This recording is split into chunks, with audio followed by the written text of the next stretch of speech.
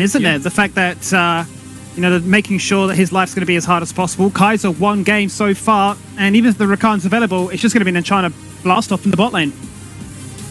I'm quite curious how Gragas has slipped so far down the line for both these sides. I guess, okay, maybe the Galio could be a very safe bottom lane in general. You just want to ensure that this Astral remains to be alive. He just arcane shifts away, continue to pull out massive poke. But somebody's got to deal with this Darius eventually, which I think is going to be pretty interesting when you have that Renekton, who's most likely to be flexed out as well into the jungle. So I wonder if this is going to be good for Banana to get those early initiations. Yeah, not quite sure whether Renekton or the Darius is going to be. I think it might be a Darius jungle instead. I think Renekton is just generally better in the lane. Down to the bottom side, especially when you're picking that with Ahri on So and Ahri, you really want to dive them quickly and get some tempo there. I love the flex, the fact that you can say we're locking in a Darius because it can be played by a top laner. He's played 3 games on both the Darius as well as the Renekton iNitrogen. He's won them all the time. He doesn't care, so they're thinking, hang on a minute, where on earth is this Darius going? I think you raised a good point there, Grandin, because that's been played in the jungle once and got a win as well. Vendetta might be the hero once again. He's got a Penta. Can he get another? Let's find out by throwing over to our casting team. Honestly, I think you can. I mean, no Kazakhs, no problem. We actually saw the team being able to bag you #1. But now, things are a bit different. Draft adjust. It's okay. I do want to very quickly point out, though, Vendetta on this Darius. Banana played against the Alliance twice in the Singapore regular season. One of the wins came off the back of Vendetta's Darius jungle. So I'm excited to see how this one's going to play out. I'm quite curious about why they pivoted their draft so much when it was working for them in the last game. And I don't know, man, but I'm hopeful that Banana, they can do it again. A bit of hope is starting to come into my body, and I'm a bit afraid that this is going to backfire. Don't worry, I have the ultimate coming out from Lulu.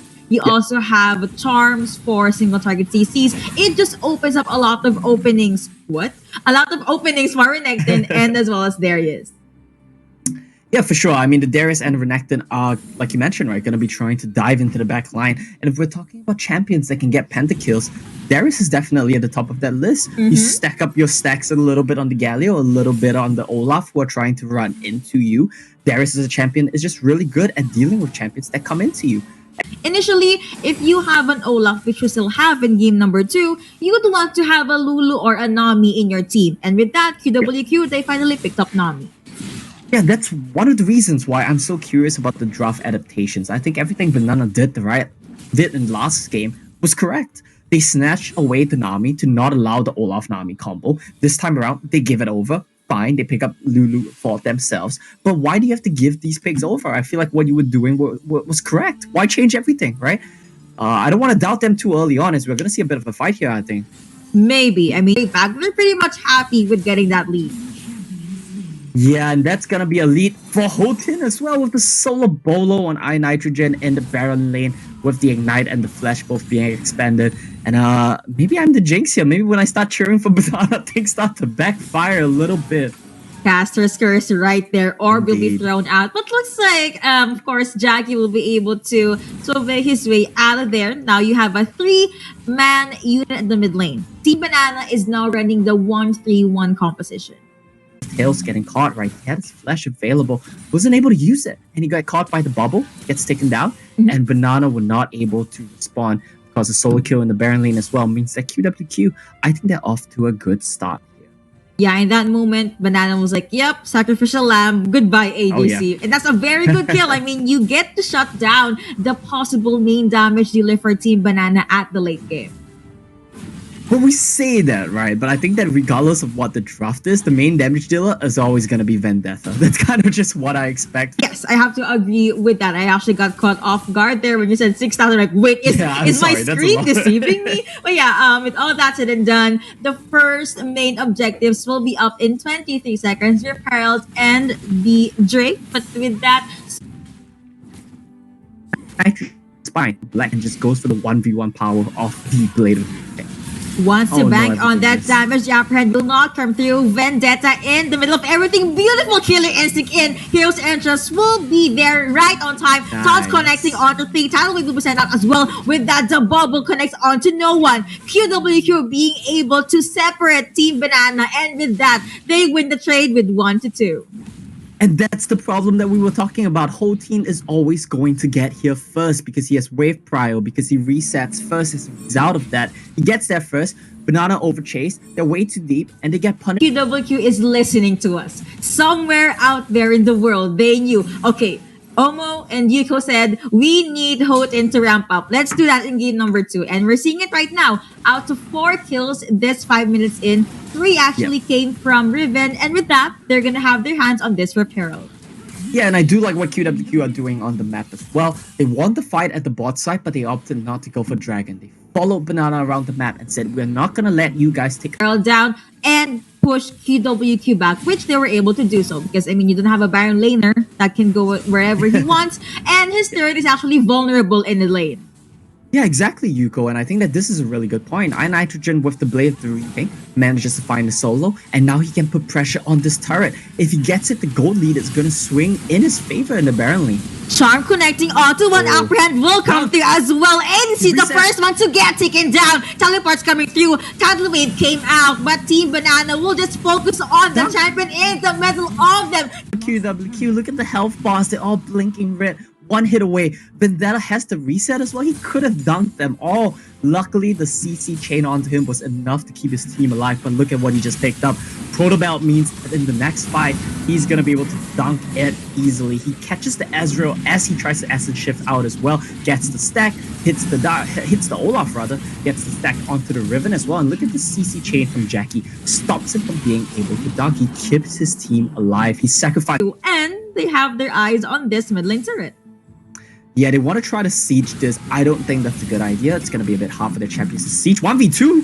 Woohoo! You have the dominance being popped by this Renekton, but still, Tommy is not stopping. The kill went over to Renekton though, and with that, whole team being able to get their vengeful tidal wave being popped. Taunts connecting. Vendetta in the middle of everything. Riven gets bursted down. With that Team Banana, there's Stanky. He gets a double kill. Ezreal gets taken down, but you have Olaf dancing on the turret, which just got taken down as well. IK Rain hurts a lot, and it pushes Tommy back. It will be a 2-1 in favor of Team Banana.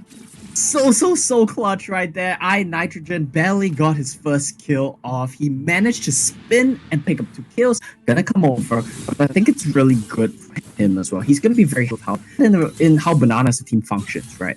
Tails as a marksman doesn't have to be the hard carry, which is so comfortable for him to play out. He just needs to do whatever DPS he can and follow up on Vendetta and iNitrogen. Good. Hail Mary play from QWQ. You have the 2-shot barrage being sent out. Char not connecting. At the very least, they were able to wither down the HP bars of Team Banana plus a turret to beat. Yeah, and iNitrogen here looking for a bit of a flank attempt, but his team got chunked off way too hard right now. He's still in position though. They might want to go for this, Yuko. He's right there, being the key. They were not able to utilize it that much though, in my opinion. So going back to the drawing board for QWQ, you have Kaisa alone, just farming. But you know what, QWQ, they want to get this kill. They're very much focused on Vendetta, using the tidal wave to try and catch him. But apparently it's not going to connect. But Jai needs to either be more decisive with the tidal waves or he needs to be more patient.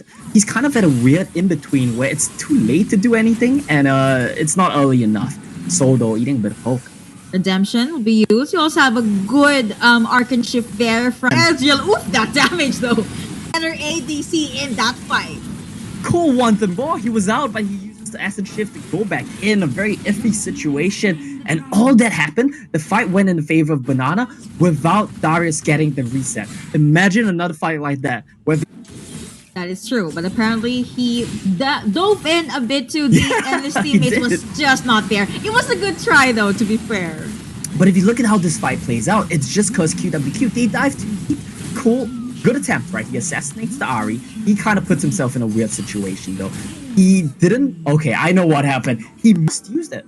But he mistook the Killer Instinct shield for the Lulu shield. So a little bit of mind games going on there. A lot of a very chess-based match from these two teams. And I'm loving it, you know? Yeah. It's almost 15 minutes in. Let's see. At least it's still a little bit competitive here for QWQ. The problem is Ezreal needs to get some armor penetration going. Darius is getting tanky. Renekton's getting tanky. Your poke is going to start doing less and less to them. That is true. Let's see though if they will itemize accordingly. But now you have iNitrogen in charge, then get more items in. Yeah, and look at this until the Mortal Reminder comes out as well. I like this. You don't have to be the main carry source of damage, right? With that said, he does already have 3 items, so a Mortal Reminder on top of that is always going to be nice, but I like that he's itemizing for... Since after this game, after this series, I do not know why. It's a banana special, Yuko. It's definitely a banana special, and for a team that plays all around their jungler, it seems to work.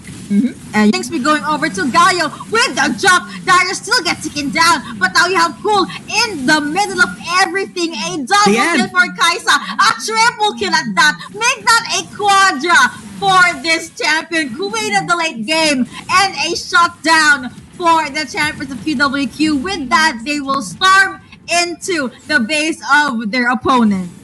I was just about to say, Banana, what is... And with that,